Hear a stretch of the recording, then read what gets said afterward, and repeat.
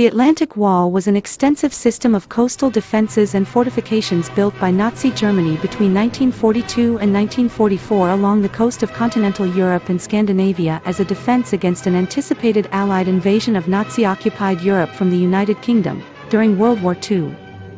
The manning and operation of the Atlantic Wall was administratively overseen by the German Army, with some support from Luftwaffe ground forces.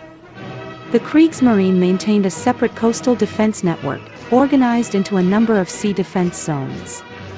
Hitler ordered the construction of the fortifications in 1942 through his Führer Directive No. 40. More than 500,000 French workers were drafted to build it. The wall was frequently mentioned in Nazi propaganda, where its size and strength were usually exaggerated.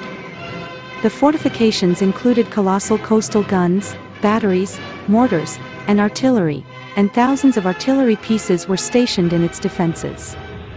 Today, ruins of the wall exist in all of the nations where it was built, although many structures have fallen into the ocean or have been demolished over the years.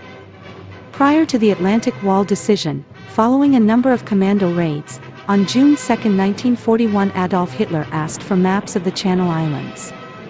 These were provided the next day, and by June 13, 1941 Hitler had made a decision. Ordering additional men to the islands and having decided the defenses were inadequate, lacking tanks and coastal artillery, the organization TOT was instructed to undertake the building of 200 to 250 strong points in each of the larger islands. The plan was finalized by the OT and submitted to Hitler.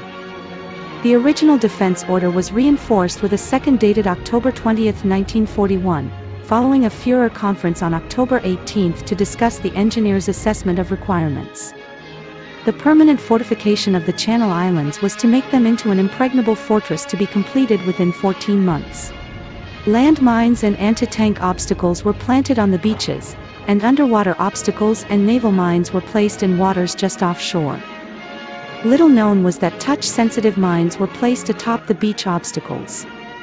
The intent was to destroy the Allied landing craft before they could unload on the beaches. By the time of the Allied invasion, the Germans had laid almost 6 million mines in northern France.